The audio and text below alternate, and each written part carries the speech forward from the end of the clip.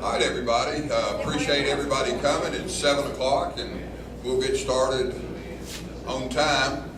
I think I know most of the people here, but for a few of the newcomers, I'm Randall Dunn, the Lewisburg City Manager, and Greg Lowe, our Director of Economic Development, and I are going to give you an update on a lot of the good things that are going on here in Lewisburg and where we've, hey Artie, I'm talking. Bam, I told you to straighten him out and keep him under control back there.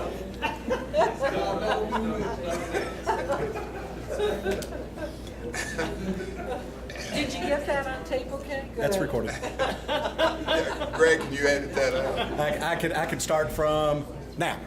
But anyway, thank y'all for coming tonight. Like I said, we're going to update you on the vision plan and some of the good things that have been going on and some of the things that are coming up. And I want to talk about some of our projects and initiatives that we've got going as far as capital improvements and those kind of things. And then Greg is going to tell us some really good news about the economy and those kind of things that are going on here in Lewisburg. And one thing tonight, this is kind of the first step in updating the vision plan. It's hard to believe this is the third meeting that we've had to update everybody on the vision plan, but it was always intended to be a 20-year look forward to set goals, kind of set a roadmap for where we're going, and it won't be long. We'll be beginning our fourth year of the plan. We've done a lot of the first phase, the first 5 years, and so after we talk about what we've done and what's going to be happening over the next year or so, then we have Keith Covington with us from Common Ground Design and Planning. They're doing a lot of work for us, but we want to think about, like I said, where do we want to go from here on the vision plan? What needs to be added, changed, or whatever. So after we get through the update, then we'll talk about those things. And we just want to start the process, people thinking about what we may want to do different or in addition to what we're already doing, and then we'll actually start the formal process similar to what we did when we originally did the vision plan, and start that shortly after the first of the year. Ready, Greg?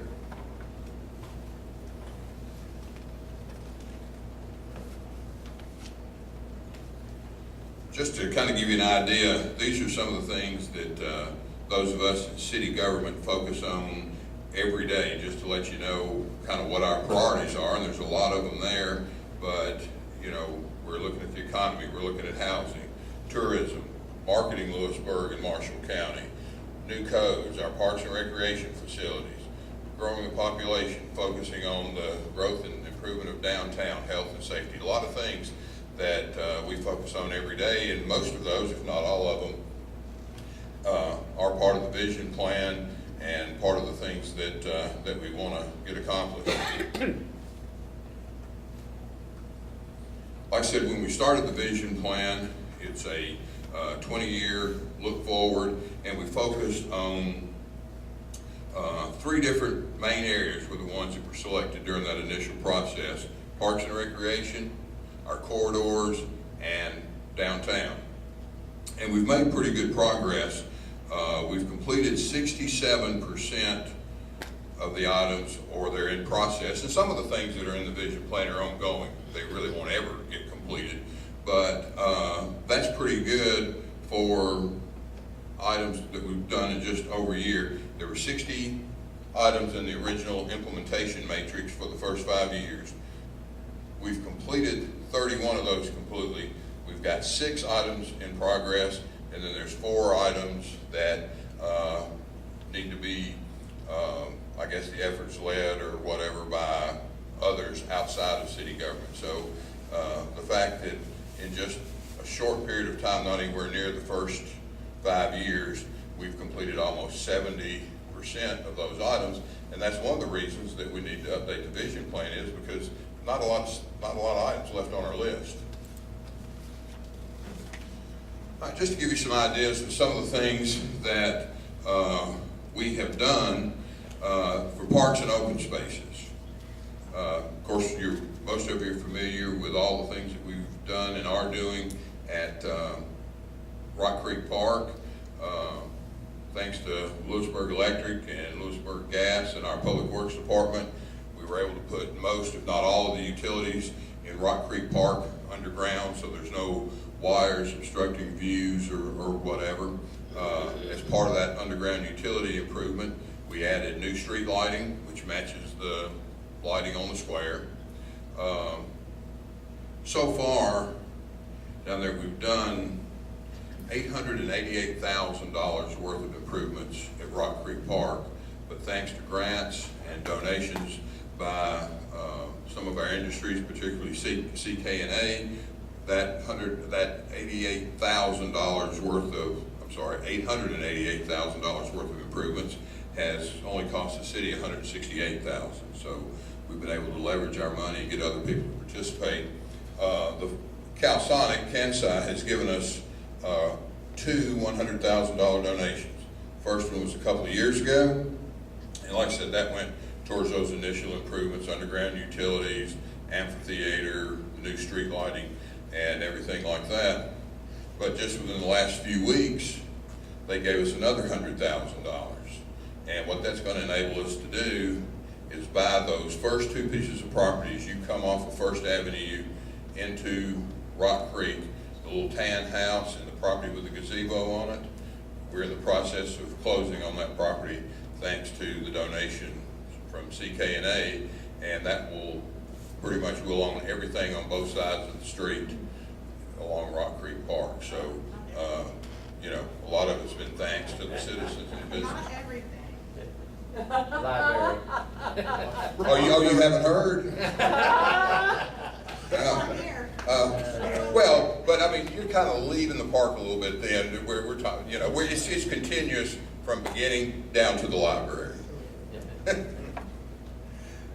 Some of the other things we've done, we got a Tennessee Stormwater Association grant. We built a eco-friendly pervious parking lot, and then with two grants, one from the Rotary Club and one from the USDA, we were able to build a new second pavilion at Rock Creek Park, and we've done a lot of drainage improvements, like I said, the amphitheater, a lot of things down there, and we've got more things planned. Hartfield and Roberts did a Rock Creek Park master plan for us a couple of years ago, and you know, we want to do some other things. We're looking at a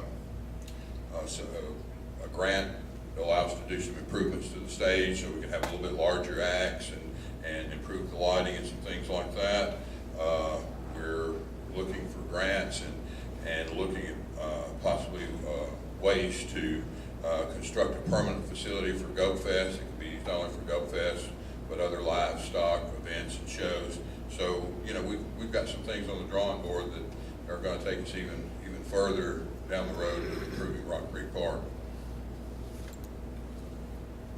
The second area that the vision plan focused on were the corridors. That's what everybody sees as they come into Lewisburg. That's where all the business, that's where the tourists, that's where we go to eat, that's where we go to shop. And so we wanted to maintain, I say we, I'm talking about all of us, when we did the original vision plan, we talked about we want to maintain the character of Lewisburg. I've always said that if somebody were to leave here today and not come back for 15 or 20 years, I want them to say, man, it's good to be back in Lewisburg, not what happened, I don't recognize this place. So that's one of the things that Keith and Lee at Common Ground have worked with us, is to set up some design guidelines and everything for the corridors. But we're not only are we doing those zoning and overlay guidelines, but another grant we got from TDOT, we're going to be doing almost $1.2 million worth of improvements to First Avenue from the square out to the entrance of Rock Creek Park. We're going to basically reconstruct the road. We're going to put in good wide sidewalks that can accommodate pedestrians and bikers and so forth. Sidewalks will be ADA compliant. We're going to be able to put some, but not all, a good portion of the utilities underground. There's some major transmission lines that run through that area that would cost, be way too expensive to try and put underground. But we're going to do the same street lighting, the Victorian acorn type fixtures that we have on the square and now in Rock Creek Park, and this will give us kind of a continuous facility from the square down First Avenue into Rock Creek Park. TDOT gave us a transportation alternatives grant, and combining that with some surface transportation money also through TDOT. Right now it looks like the project's going to cost us about $1.2 million and about $100,000 of that from the city. So, and it'll really, I think it will really change downtown. I think it's going to be one of the biggest and most noticeable projects that we've done so far. And of course, the East Commerce Bridge, it's under replacement, under construction right now. That is a TDOT project. It was not a grant. It's 100% funded by TDOT. But in conjunction with that project, we are constructing a bike and pedestrian ramp from the East Commerce Bridge down to the Rock Creek Park Greenway. That's that's the only place as you follow the Greenway Trail around that you couldn't go from the street onto the trail. And this ramp will allow bikers, pedestrians to access Rock Creek Park from East Commerce, or you can access East Commerce from the Greenway. Our grant for that, another TDOT grant, a TDOT multimodal grant, right at $399,000, and again, the city comes out pretty good. Our portion of that project is $19,500.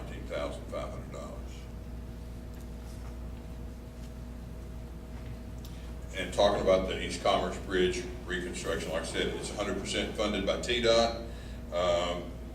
It's been delayed a couple of times, but they're saying now that it should be complete in December of 2016. And you can see on the slide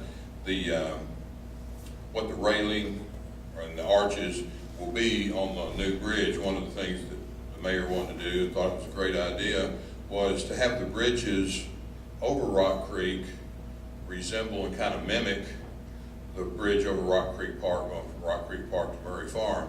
And the state was kind enough to go along with us and allow us to do some enhancements to the appearance of the bridge. It's not going to be just a plain bridge similar to what's there now or what's on East Commerce. So it's really going to be a very attractive bridge, and I think a very good addition to the community. And like I said, hopefully that'll be finished in December 2016, just a couple of months away. Other things that we've got going on, and again, these next two are completely funded by TDOT. The widening to 4 lanes of the bypass from 431 into the intersection at Nashville Highway. If everything goes as planned, that project should bid in December of this year and hopefully start work shortly after the first of the year. We also received a TDOT safety grant, another 100% grant to redo the intersection at West Commerce and Hall Quaker Avenue. They're going to widen the radius coming off of Hall onto West Commerce. You probably noticed that fairly frequently trucks would swing out into oncoming traffic, whether they were coming out of Hall Quaker or whether they were turning in, and several times the rock wall right across the street from the intersection was hit and damaged, and that will hopefully straighten out that situation because you'll have a wider turn radius going into and coming out of Hall Quaker. Again, 100% funded by TDOT.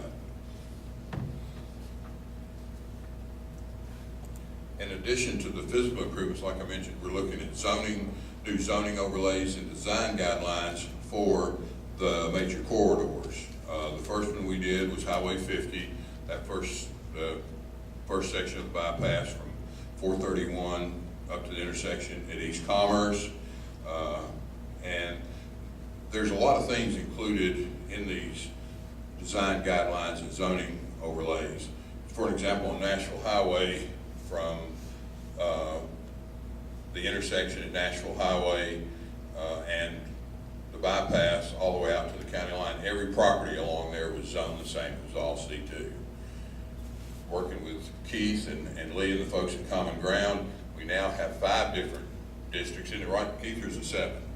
5 or 6. 5 or 6 different districts. We've down some of them. There's some of the areas that we down zone from commercial back to residential. We have design guidelines for those different sections. If you're going to build a commercial building, what the setbacks are, how the building's placed on the property. We have in there, what do we want those buildings to look like?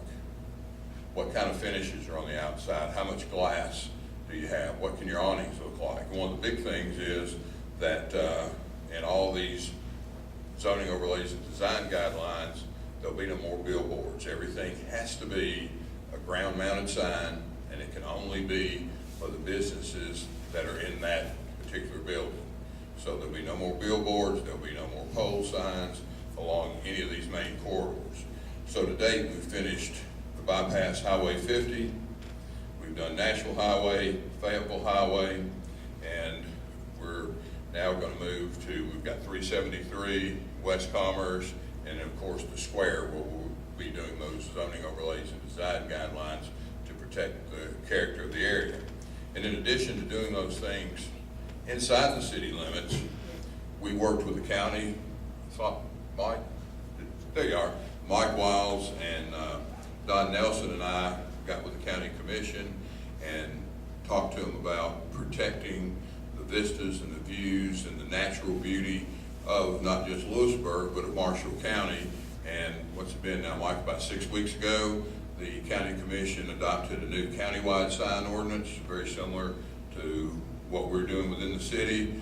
There's a few billboards around the county. Those are grandfathered in. It's really hard to go back and make people take those down, but there'll be no more billboards go up in Lewisburg or Marshall County.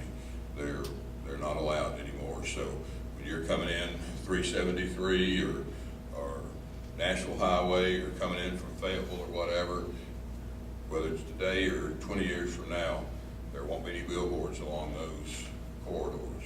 So we think that's one of the biggest things that we've done to improve or protect the whole area. One of the other things that we did, thanks to Keith and Lee and them, again, we now have enhanced property code maintenance standards. And the council was kind enough to let us hire an inspector that does nothing but enforce those property maintenance codes. That includes everything from cutting grass, trash and debris in the yard or on the front porch, painting, roof repair, damaged gutters, handrails, trash in the yards, all those kind of things. Richard's been on the job now about 8 or 10 weeks, and he's writing a lot of citations and doing a lot of good things. And I think I am, but I hope the rest of you are seeing some improvement in those areas. I think everybody's kind of buying into what we're doing in that area, because Richard came in here a couple of weeks ago and said that he was driving down the street and this lady came out in the street, flagged him down, and she said, "Are you the man that writes tickets for not cutting your grass?" Richard said, "Yes, ma'am, I am." And she said, "Well, pull in my driveway right over here and write me a ticket." Yeah. Richard looked at her kind of funny. He said, he pulled in, he said, "Ma'am, did you just ask me to write you a ticket?" She said, "I sure did." She said, "I've been after my husband for 6 weeks to cut the grass," and said, "I want you to write a ticket, put his name on it." And while Richard was writing out the ticket, she called her husband and said, "You need to get home right now." He said, "What's going on?" And she said, "The man's here writing you a ticket. Said if you'd listen to me, he wouldn't be here right now." So.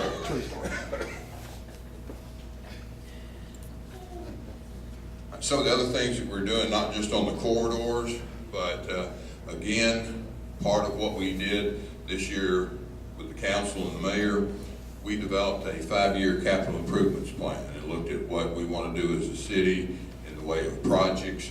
And one of the major things that we've included, that the council was kind enough to include in there, was $200,000 a year for the next 5 years, $1 million for us to do paving. And that's going to allow us to do about 4 to 4.5 miles of paving every year for the next 5 years, or I should say the next 4 years, because we already have done the paving for this year. It was finished up about 3 weeks ago, and we were able to pave about, like I said, right at 4.5 miles of road, and then the state also paved 31A, and we've got some other things. A couple of the main roads that we paved were Old Belfast Road and over kind of around the industrial park, and we paved several. We've got some other projects coming up though. Yale Road, we're going to mill and pave all of Yale Road. That's not out of this $200,000. That's out of TDOT SDP, Surface Transportation dollars, and that's under design. We're waiting on a couple approvals from TDOT, and we hope to be bidding that shortly after the first of the year as well. So all in all, We're starting that project at Bills and McGall, right? yes. Yeah, and thank you, Mayor. One of the things we're doing is not only are we milling and paving it, but we're straightening out the intersection there. Instead of merging in when you come up Yale Road, we're going to turn that into a traditional 90-degree intersection so that you've got a stop sign and you pull up and you'll turn either left or right. We're going to create a little more green space there as you go into the park and into Lone Oak. So, like I said, we're just waiting on a couple of TDOT approvals, and we'll be bidding that project shortly after But we're the first leaving year. it just like it was, right there back of where the market was. We're leaving that out, aren't we? What now? Are we leaving that part out directly behind where the market was? I'm not sure what you're asking, Mayor. Oh. Edmund, pay attention, just ignore it, just ignore I'm it. just, I'm trying to ignore it, actually. but- You're ignoring him and I'm slow, so. And some of the other things that we've done, we've done a lot of improvements out at the airport. We've done about $4.3 million worth of improvements at the airport. We widened the runways, we repaved them, we put in new digital lighting, and we built a set of 10 new T-hangers out there that at a cost of about $4.3 million. Those were TDOT Aeronautics grants. That $4 million worth of improvements cost the city just a little over $400,000. So again, state, the folks at TDOT have been pretty good to us and allowed us to leverage our money. And right now, we're in talks with TDOT. We're pretty close to having it approved, but it looks like we're going to get another $330,000. Yes, ma'am. This is for new to the area. This is my first meeting. Do I ask questions or like if I have one at a time or do I save it for the end? Either one, whatever. If you've got a question, What's fire, usual? I don't know. fire away. Ask it. You can just ask about what we're talking about. Go right ahead. That's what I'm curious about.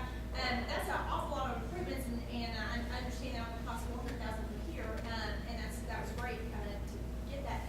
But what is the purpose? Is it for businesses to be more attractive to here because their executives can come in and out? Is it to attract new residents who use that as a mode of for vacation? I mean, like, what is the purpose on, or is it just that there's already that much traffic and it needed it? Yes, to all of those. Yeah. I mean, you hit all the nails on the head. Okay. Lewisburg is positioned because of our location. Franklin and Williamson County do not have an airport. Some of the other airports around here don't have the facilities that we have. And a lot of the businesses, a lot of the manufacturing companies that we have here, there's steady traffic in and out, flying in supplies, flying in. A lot of them do just-in-time supply chain process. So we have a lot of planes in and out from a commercial standpoint. We have a lot of tourists to come in. I went out there, it's been about 3 weeks ago. You were with me, weren't you, Larry? And we can now land, excuse me, we can now land and take off a 737 at Ellington Airport. And since we've made those improvements, one of our tenants in the hangars.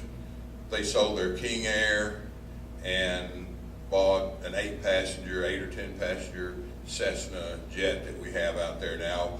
But I was taking the fire chief out to look at something at the airport, and we pulled up, and I had told him about the new jet that we were gonna have hangared out there, and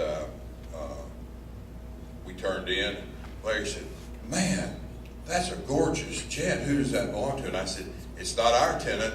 We got a little bit closer, and it was the Texas Rangers Major League Baseball team's jet was sitting there on the runway, and we got to see them take off. They took off like a rocket. It wasn't very much of a plane. It only cruises at 475 miles an hour. But we're getting traffic like that in and out now. Within the last year, we've rented space to the Chris Adams Flight Academy. They have, I think, 4 planes out there now. It's a flight school. So we have a lot of things going on out there right now, and I think it's really important to the economy. I know when Greg is having meetings with businesses that are looking at relocating or expanding to Lewisburg, they want to do it without a lot of fanfare and things like that. They can come into the airport, and one of the things we're getting, like I said, we're getting ready to just about talk TDOT into, waiting on the final approval. They're going to give us, hopefully, a $330,000 grant that's going to allow us to expand the terminal and add on kind of a conference center type area out there. So we'll have multi-uses for that out there as well. So it helps the economy. Tourists come in, businesses use it. We have a lot of tenants that are renting hangars from us from other counties. And like I said, we're kind of positioned to be, as we keep making these improvements, probably the premier airport for this region. Yeah, Wayne? How many more hangars do you think there's demand now for out there? I think right now, we could probably support maybe another 9 to 10 hangars, maybe, right now. Yeah. But we have more hangars than any of the airports in the region, and some of them aren't full. We're completely leased up. Thank you. You're welcome. Of course, downtown is the third area that we've been focusing on, and like I said, part of the process of doing the zoning overlays and design guidelines, that'll be one of the next ones we're looking at. We'll be going through that process for downtown, and we're looking at a lot of other things. I mean, we've had a lot of businesses either expand or improve or move to the square. Of course, Parsons Pharmacy's opened up their soda fountain. Tillis Jewelry is booming, doing a great business. Bonjour Boutique just opened up, but appear to be doing very well. We've got a new coffee shop. It used to be called Two Latte Coffee Shop, been taken over by a new owner, and it's called the Gathering Grounds, or they've changed the sign. The Marshall County Art Guild, Marshall County Title and Escrow have moved into new quarters there in part of the courthouse annex, and the TCAT Shovelable Training Center is just about 2 doors off the square. We're doing as many things as we can to try and promote events on the square. Just back last month, we had the farm to table dinner on the square, and we're doing as much as we can to revitalize downtown and bring more and more people downtown and keep them downtown and give them a reason to come. But not counting the 100% TDOT grants that we got for the bridge and the safety grant and some things like that, the total grants that we've received over the last year and a half have totaled $6,624,000, and the city matched that about 10%, $657,000. So, you know, I'll trade you $657,000 for $6.6 million any day you want to do it. It's allowed us to do a lot of good things. You know, we've talked about, we've done improved signage, improvements to the airport, road and bridge repairs, a lot of things at the parks, not just Rock Creek Park, But here at the rec center, codes and zoning, you know, we planted a lot of trees, being part of Tree City. Last year, we planted between 250 and 300 trees as part of the Tree City program. Greg's got people calling every day, wanting to know about what we have available, what buildings, and those kind of things that we have available. So we've got a lot of good things going on, got a lot of good things coming up. We're looking for other grant opportunities every day, hopefully we're moving things in the right You direction. mentioned the small one we got for handicap parking. Yeah, that's where we got another USDA grant. It's not gonna cost Yeah. anything. It's not, we're gonna expand the parking at the other end of the rec center at what we call the fitness center entrance or whatever. We're gonna be able to expand that parking, and a lot of those are gonna be ADA parking spots, but we're gonna create about 14 or 15 new parking spots up there. And one of the good things about some of the grants that we get, like this one that the mayor was talking about to expand the parking, the USDA and some of the other agencies allow us, instead of having to put in a cash match for some of those, we can do an in-kind match, where just like over here for the new parking area, our public works department can do a lot of the site work, and we get credit for that rather than having to actually put up cash dollars.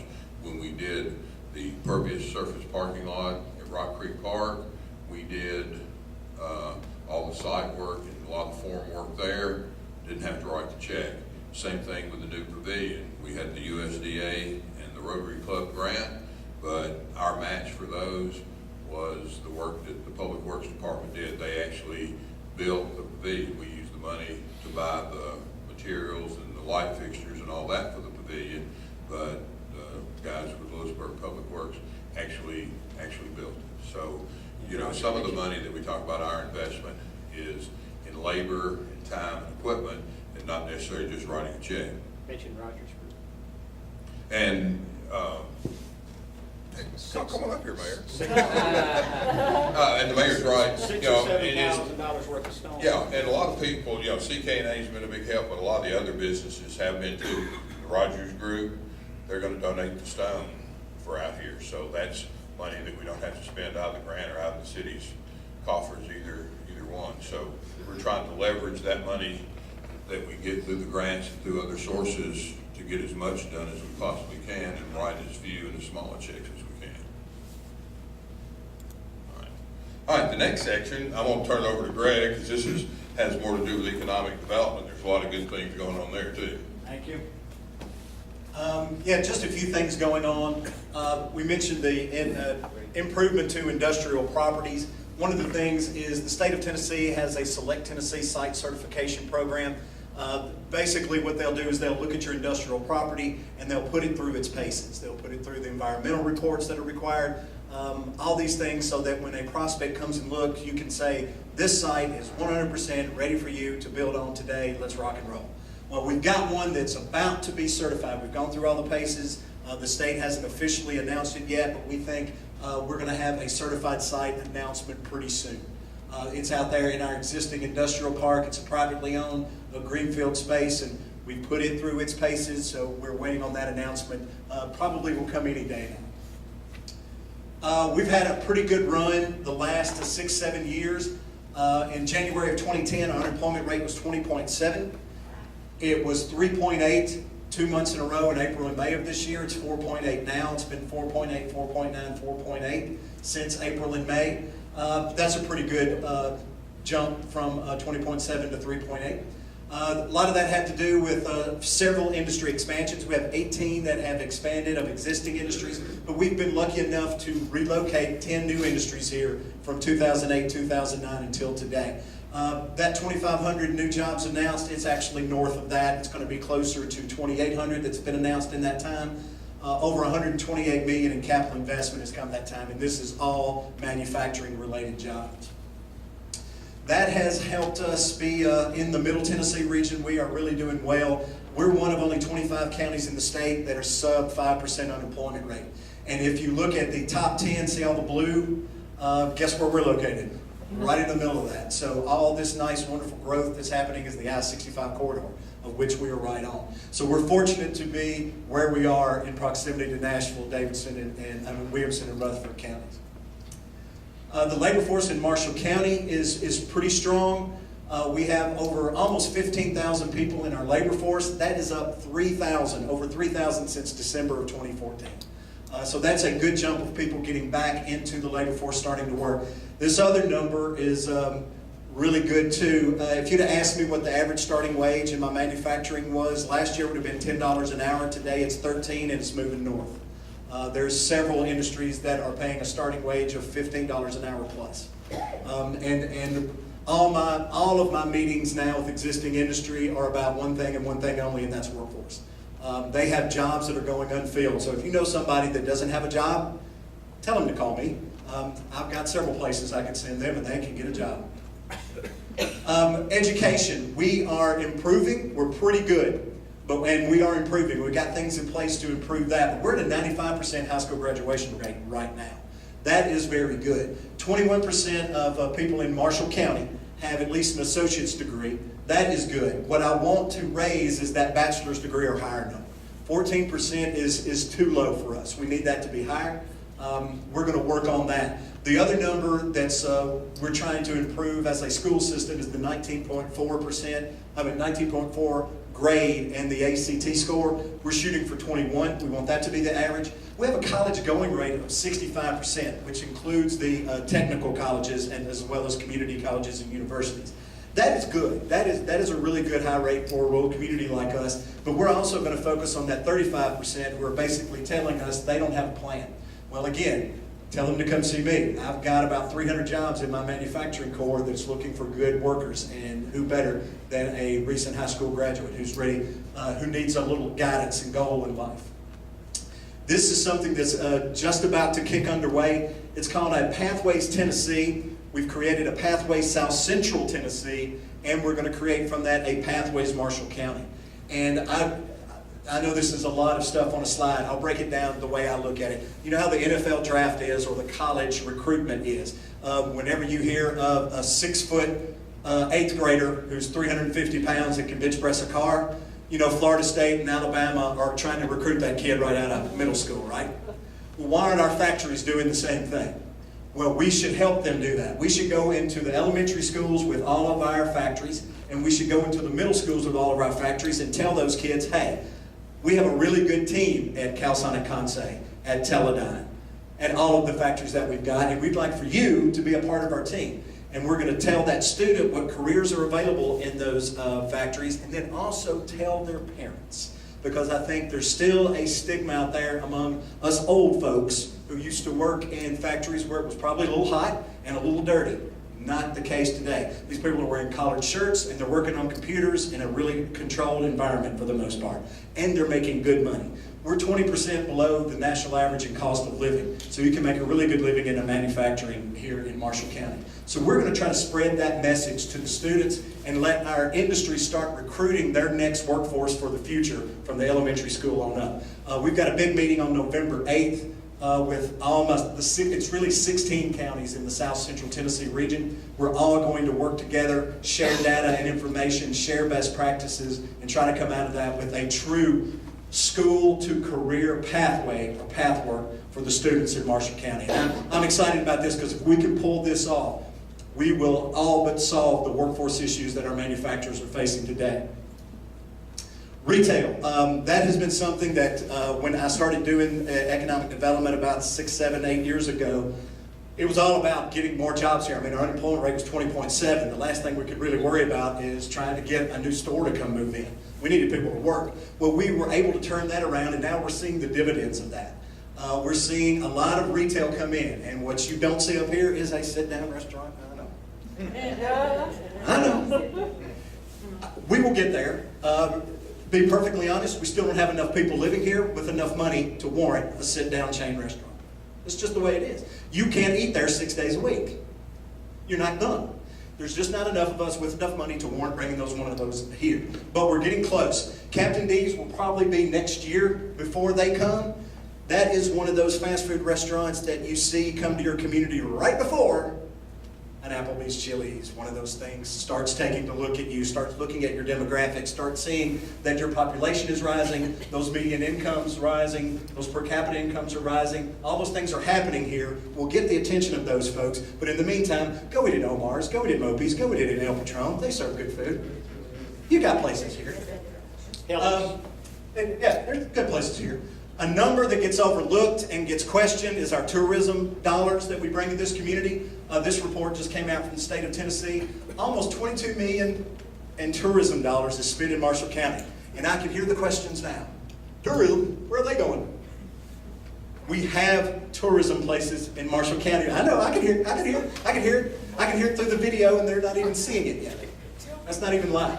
I get it. No, there are places in Marshall County, and I'm going to prove it to you because Mike and Rita Ann and I are working on a tourism brochure that we got a grant from the state of Tennessee on. We'll probably get it done first of next year. We're shooting May of 2017 is the state says you have to have it done by then. We'll get it done by then.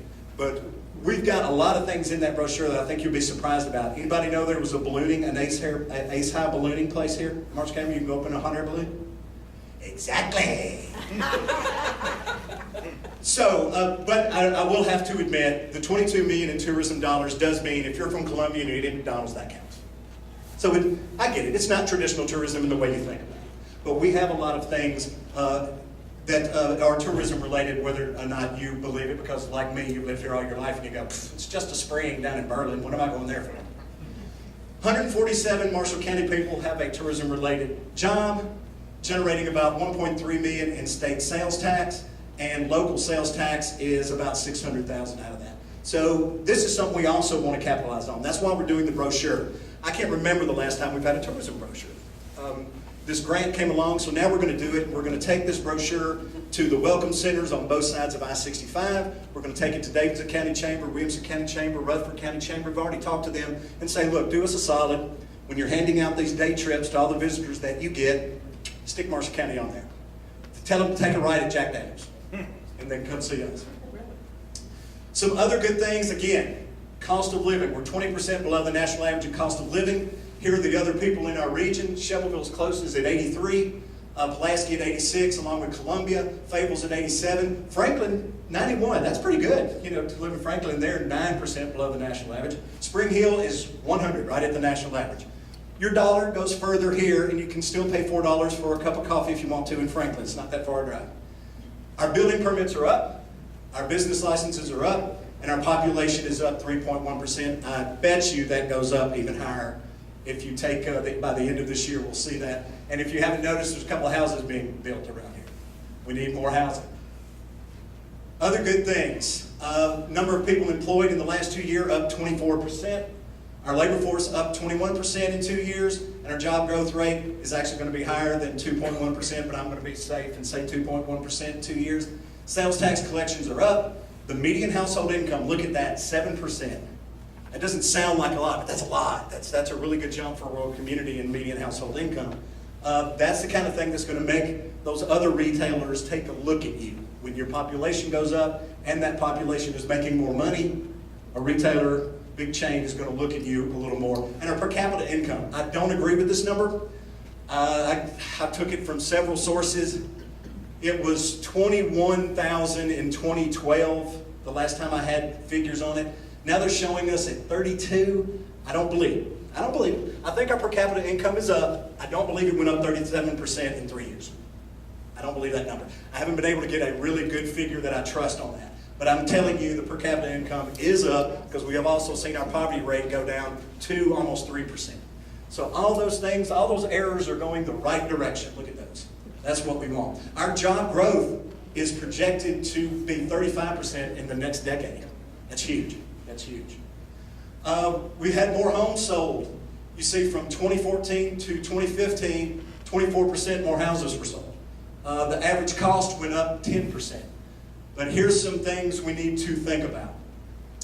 We don't have enough apartments, we don't have enough houses for rent, and we don't have enough houses for sale. And that's of all varieties. We need nice big McMansions, all the way down to a quaint little single family home. We need somebody to build all of those and start selling them today. Here's the thing in Lewisburg we have to think about.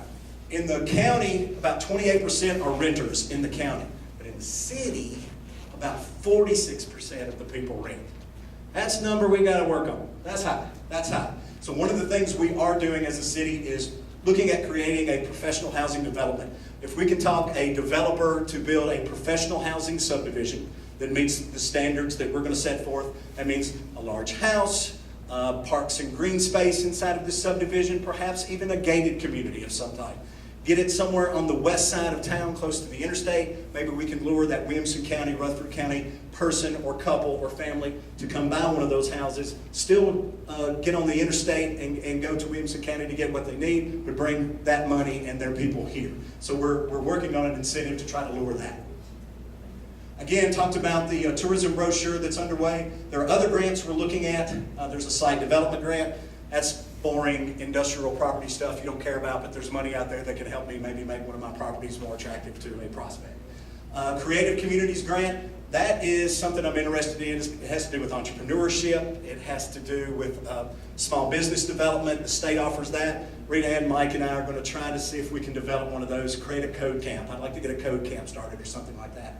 Then the enhancement grant is another state grant that we're going to probably look at and see if we can find a use for that grant and go after it. Right now we're throwing around some ideas. So we've had a pretty good run. We're a top 100 since 2013. We were named a top 100 micropolitan. We won an Economic Development High Performance Award, beating out about 225 communities around our size in the nation in 2014 to win that award. We're a gold level TVA sustainable community. Is that top 100 within the state of Tennessee? No, it's nationwide. Oh, wow. Yeah, that's nationwide.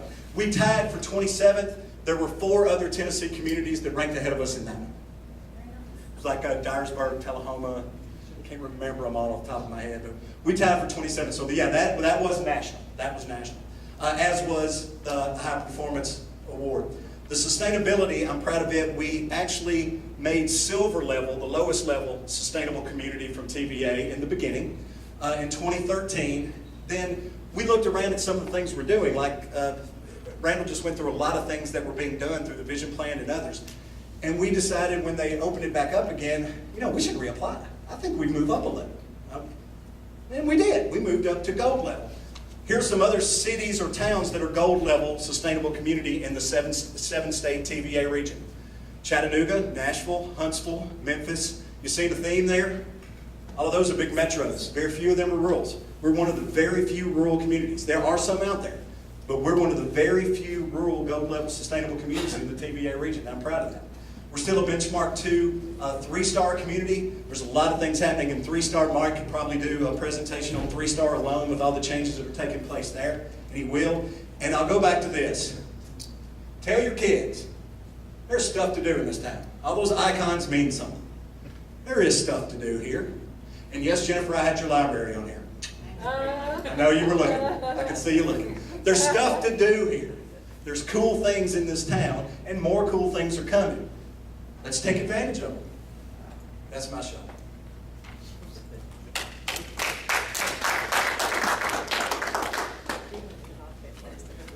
You want me to click or scroll for you?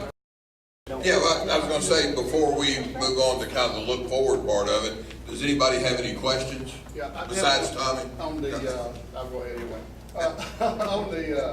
On the construction and the residential development and development like that, I think Lewisburg years ago, if you developed a street, a developer, the city would come and pave the streets. Then I understand a few years ago, maybe that was taken away.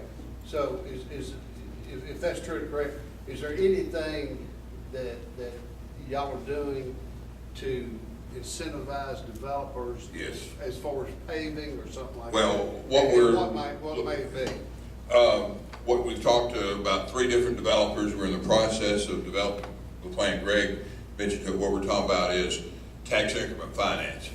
And basically what that means is that if you have a piece of property that you're paying $800 a year taxes on, and you develop that property, and the tax value, the tax collection on that property developed into a subdivision is going to generate $500,000 worth of property taxes a year, rather than that property, that tax going directly into the city coffers. It would be used to reimburse the developer for infrastructure, whether that's pavement, streets and roads, whether it's bridges, if it's public space, water, sewer, gas, all those things that add to the price per house or the cost per lot. And we're looking at, and we can do more than one. We've talked, we can have 3 or 4 TIF or tax increment financing developments going on at one time. So that's the way we're approaching it. There's not any cities that I know of right now, or if so, they're few and far between, that'll tell a developer, if you come in, we'll pave the roads. One of the problems with that is we don't know what a developer's gonna do when he comes in. If he were gonna build a few houses and we were gonna pave a half a mile of road, that's one thing. But if the developer came in and we had 10 miles of road to pave and build, and it's a lot more than just paving it. Road construction now is like $1 million a lane mile. Yeah, I would hate to go and tell the council, hey guys, we got $20 million worth of road building to do this year, you know. So that's kind of, you know, where we're going. But the TIF incentives have been very effective in a lot of other cities, and we're hoping that we'll be here. They've been successful in Nashville. Yeah, I mean, Nashville, a lot of their developments, The Gulch. downtown, the Gulch, a lot of that was done with tax increment financing. All right, any other questions, comments? Yeah, Yes, we're ma'am. a lot less technical than that. But we have these wonderful bike lanes and everything now, but they almost never get cleaned, and I spend most of my time dodging debris. Is there anything that area can do about that? 2 weeks ago, two weeks ago, we signed an agreement with Sweeping Corporation of America, and they're going to sweep 6 times a year inside the city. They're going to sweep, well, really it's going to be 8 times a year inside the city limits. Now, the ones outside the city limits, we don't have to go. Each time they sweep, they'll be sweeping right at 50 miles of city roads. Okay, I appreciate that. Well, also, tell them about, we're gonna spray for the weeds too. Oh, yeah, I That would mean, be wonderful too. Yeah, we're gonna, some of those major thoroughfares are state roads, but, the Public Works Department's buying new spraying equipment, and so if there's sidewalks like along the bypass and things that are, even though they are state roads, we're just gonna start keeping those up, because they only cut and spray once or twice Well, a that'd year. be wonderful, because that reflects on the city too. When you're going through, you don't know where the city limits are, you just know the sidewalks look off. Yeah, and that's gonna change, because We I see we got. require, even though it's a state road, to maintain the sidewalks. Right, so we're gonna maintain some of those areas and just supplement what the state's doing, but you'll see improvement now. Like I said, the sweeping in the spring should be a lot better. Anybody else? All right, like I said, talked about all the good things that we've got going on and things that are coming up, and now we want to start thinking about what changes do we make to the vision plan. How do we make it better? How do we take it forward and make sure we're always looking 20 years out? And so, Keith Covington, it's all yours. Thanks, Randall. I love meetings like this. So much positivity, so many great things happening.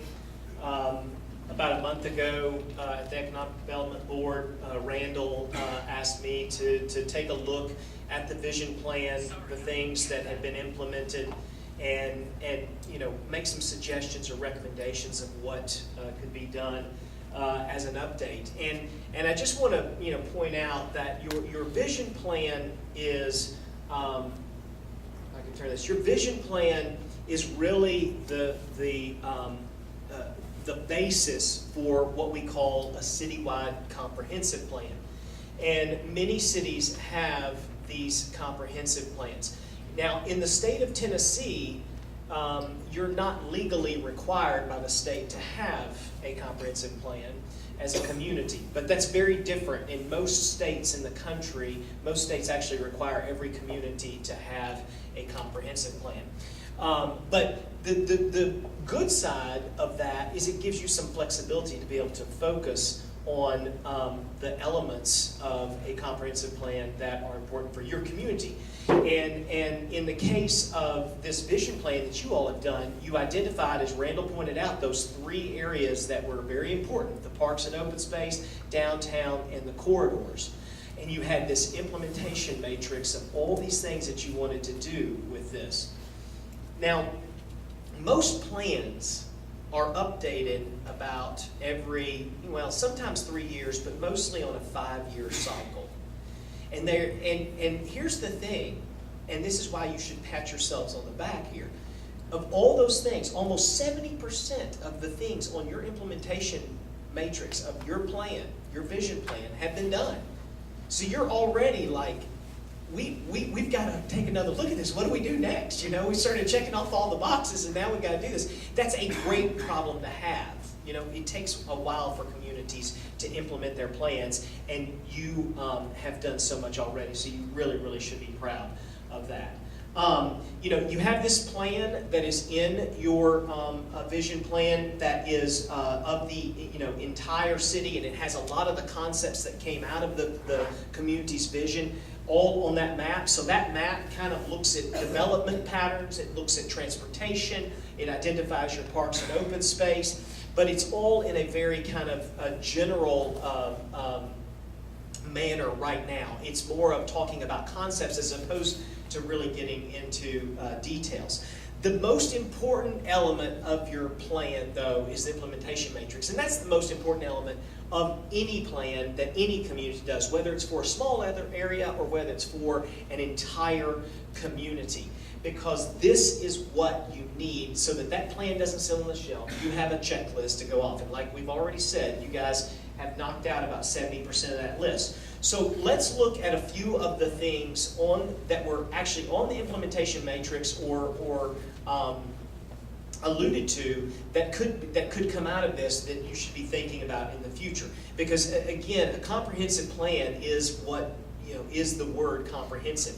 It includes all of those elements that you think of: land use, housing, education, infrastructure, and things like that. So let's look at a few of those things. So one of the things is you've done a lot of great work, as Randall went through tonight, on especially Rock Creek Park, but also the rec center and some other parks and rec areas. But one of the things that the plan called for, and those numbers up there are actually from the matrix, the implementation matrix, is a neighborhood park subcommittee needs to be created to assess needs for the neighborhoods. We need to adopt best practices for greenway projects, and we need to expand the greenway and bikeway master plan. The point being is that these are things that some of which have been discussed and some of which are in process. But what you need is kind of an overarching open space plan that says, okay, we know what we want to do in Rock Creek Park, we know what we want to do at the rec center, but how do we tie all this together?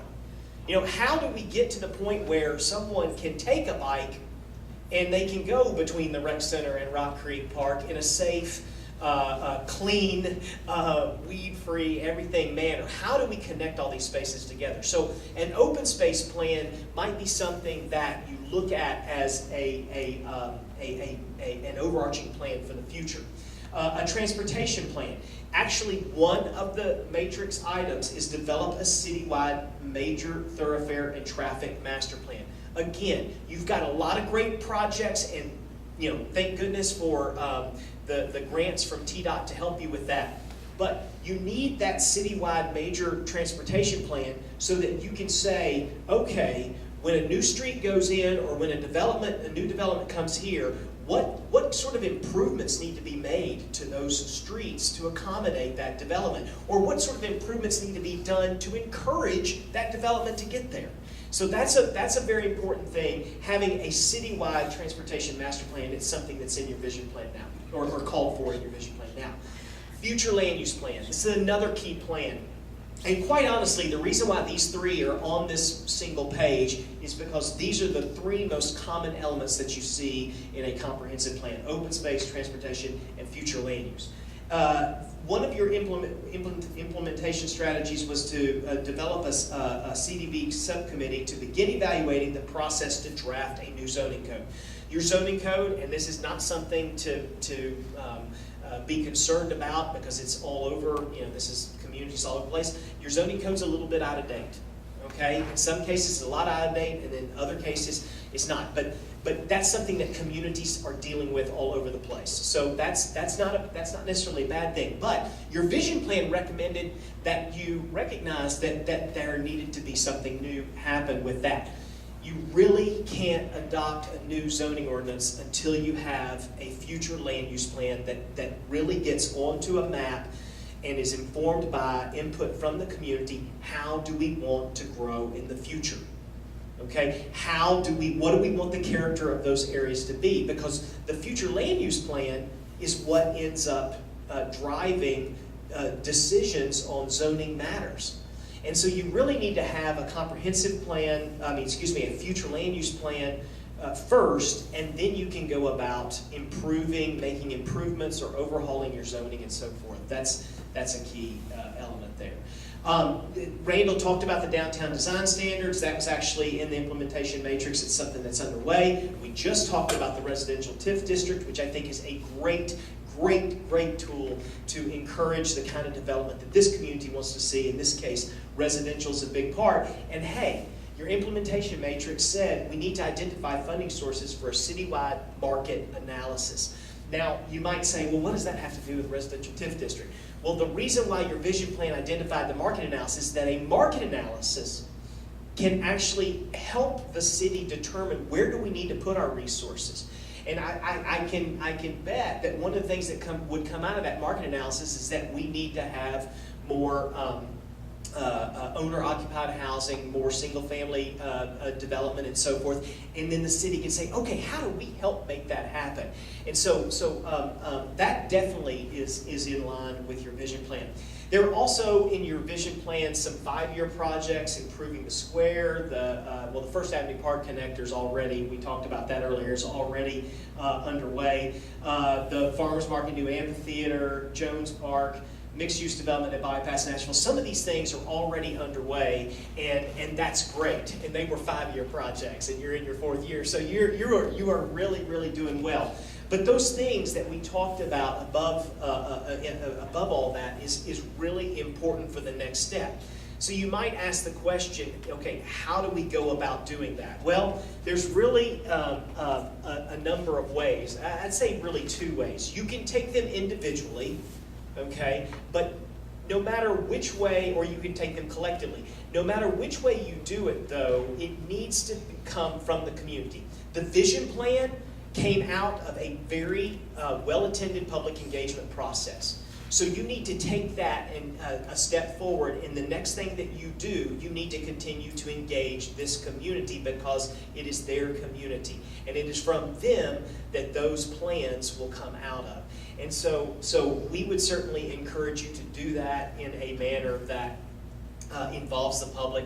Randall and I have talked a little bit about this. It's probably, if you were going to say, yes, we're going to start these things tomorrow, well, we're in October, it's getting close to the holiday season. That's not the best time to get people engaged in things. So it's probably something that you want to look at after the first of the year. But having a process that involves the community to craft and shape these elements of this overall comprehensive plan is definitely hugely important as Lewisburg takes steps forward and reaps a benefit from all this great things that are happening there. And with that, I'll answer any questions about any of those things. Yes. Hi, as I said, I'm new, and so you keep saying you all, or you guys and so forth. So you're a consultant, you're visiting? I didn't catch on who you are. Yes, in an effort to kind of keep things as short as possible, I took out the introduction slide, but let me tell you a little bit. We've been working with the city of Lewisburg since 2015. My firm is a planning and urban design consulting firm. We're based in Franklin, Tennessee, we do planning and urban design all over the country. Tell them what you've done for us, though, so far. Yes, and so in 2015, the city reached out, Randall reached out to us. I guess someone had recommended us to Randall, and had talked to us about the possibility of helping them implement this vision plan. And so that's what we've been doing, working on the zoning overlays of these corridors and so forth. But we're not just, we don't just do zoning. We actually do planning as well. Property maintenance code. In the property maintenance code, and we're working on the sign ordinance, and then we've got these other corridors that haven't, that are just now starting. And so that is what our capacity has been. But I think when I say, and Keith says, talking about all of us, a big part of the process when we did the original vision plan, and for those of you that haven't seen the original vision plan, you want to take a look at it, just go to our website. It's under notices, I think, and you can bring up the whole vision plan, implementation matrix, the 5-year, 10-year, and 20-year plans. But this is a process that we all participate in. When we did the original vision plan, started that process almost 4 years ago, we had a number of meetings, very well attended meetings, where people brought up ideas. Here's what I think is important. Here's what I would like to see happen. Here's where I think we ought to focus. And we went through a lot of different things where we divided up into groups and took maps and made suggestions for certain areas and everything.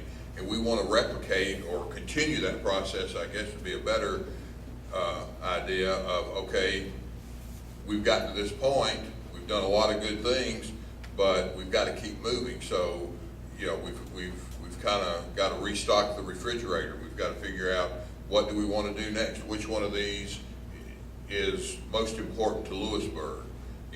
What do you think is important? Where do you want to see the focus?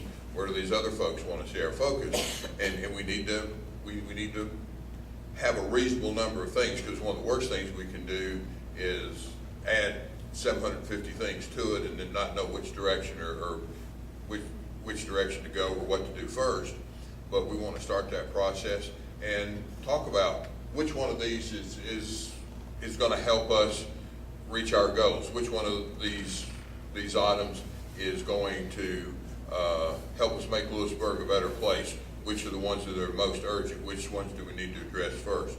So that's kind of how the process is going to work.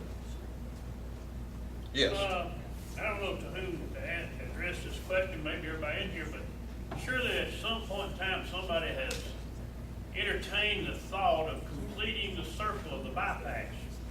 The southwest quadrant of the city is the only area that doesn't have the bypass around. It's in the vision plan. Is it? Yes, it is. The thing is, and I've talked to the folks at the planning office and everything at TDOT, a lot of it is driven by the amount of traffic we're having to deal with. A lot of it has to do with available dollars. That would be a state project. And yes, it's a good idea. It's something that we eventually want to do.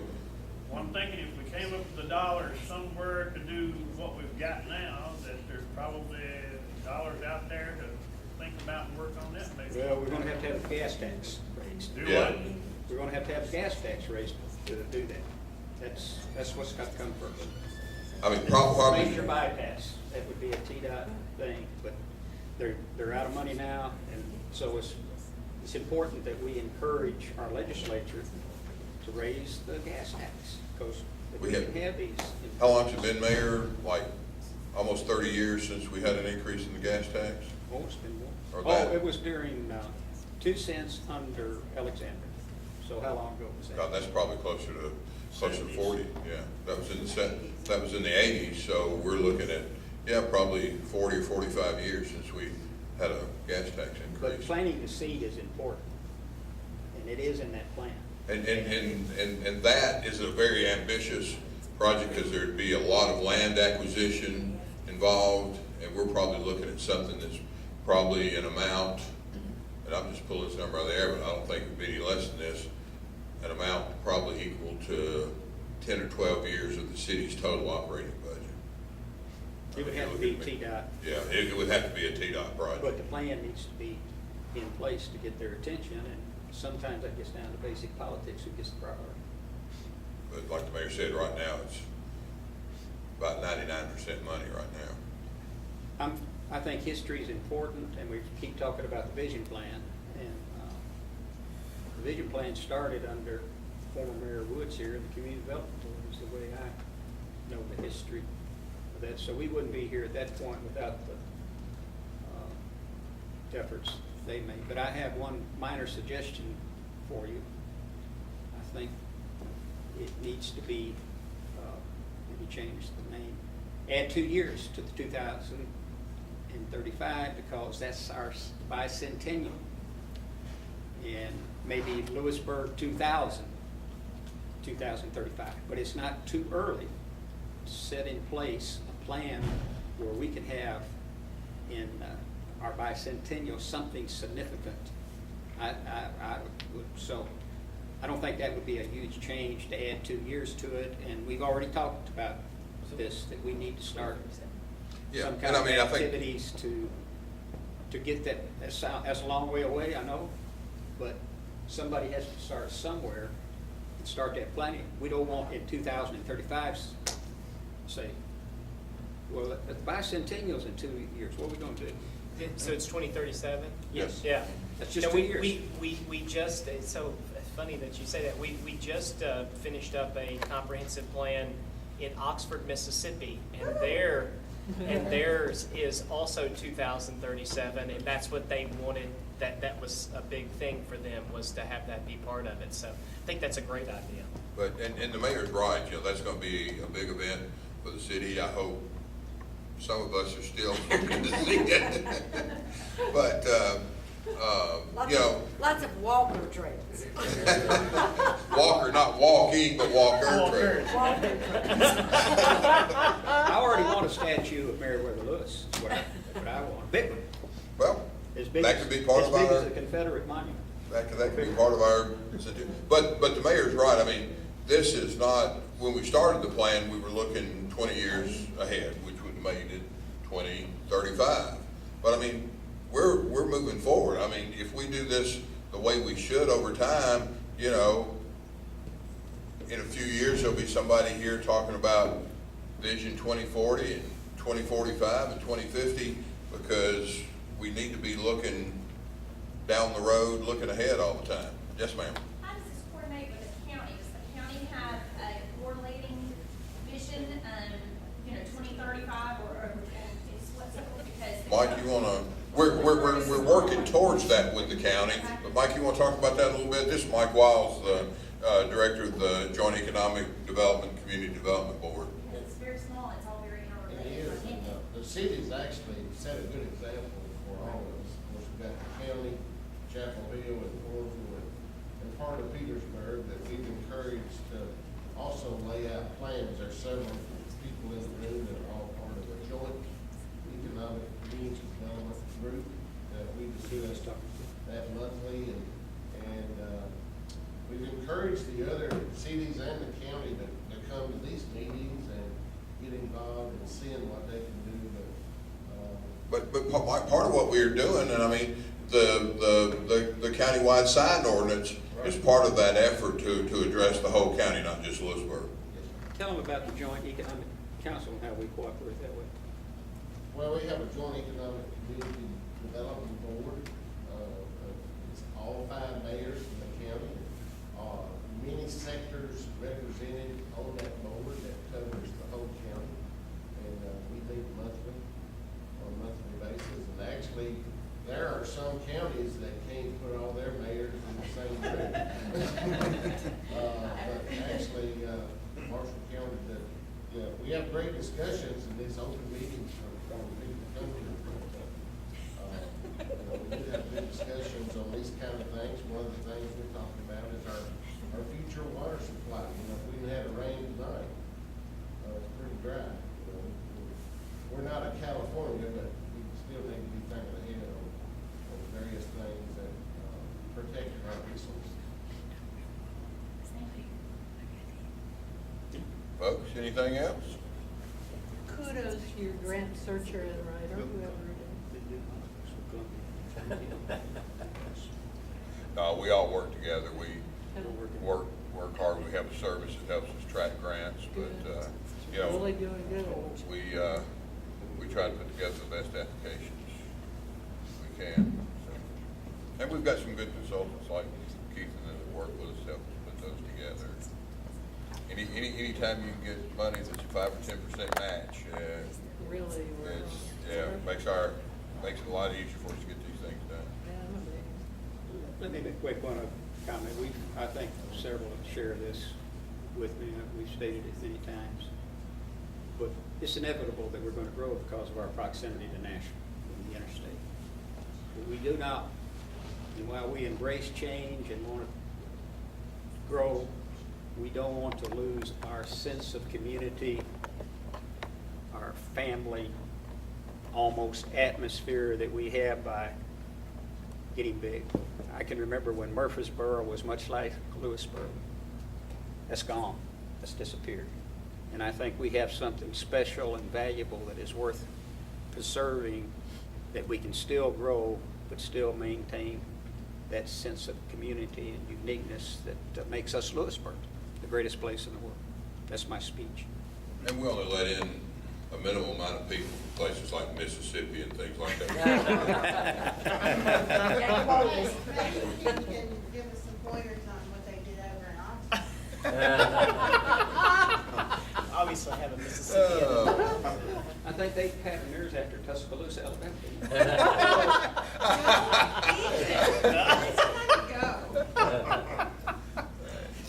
Folks, I appreciate everybody. Anybody else got any questions, comments, you want to throw something at us, whatever you want to do before we go home? All right, well, thank y'all very much. We'll be keeping you informed. Appreciate it. Hey, Mayor.